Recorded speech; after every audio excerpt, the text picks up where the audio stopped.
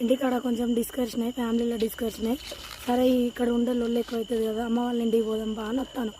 మా పాప నేను వర్ధనపేట దాకా బస్కి వచ్చినాం. మా ఆయన ఉన్న మా కొడుకు బండి మీద వచ్చిళ్ళు. వర్ధనపేటకు వచ్చినాక మమ్మల్ని ఎక్కించుకొని ఆ బండి మీద వచ్చేస్తాను. వర్ధనపేట కట్ట మీదకి వచ్చినాక ఇక్కడ పోలీసు వాళ్ళు అడ్డేసిళ్ళు. ఆపినప్పటికీ మేము ఫ్యామిలీతో ఉన్నా సార్ అని నా భర్త 2-3 సార్లు చెప్పిండు.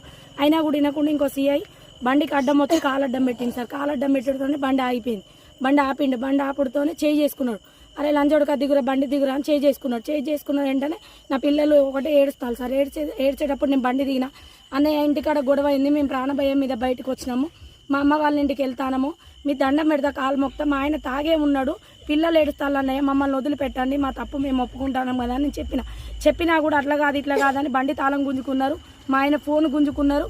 పిల్లలు ఒకటే ఏడుస్తా అంటే కూడా నేను ఎంత బతలాడి కాళ్ళ మీద పడి కాళ్ళు మొక్కుతా అంటే కూడా వినకుండా ఇష్టం ఉన్నట్టు మాట్లాడతాను సార్. మాట్లాడుతా అంటే కూడా మా ఆయనే అన్న మీ దండం పెడతా కాళ్ళు మొక్కుతా, ఇంట్లో పరిస్థితి బాగాలేక నేను పిల్లలను తీసుకొని వచ్చిన, నేను తాగున్నా అని చెప్తాను కదంటే నువ్వు ఊదు అన్నారు.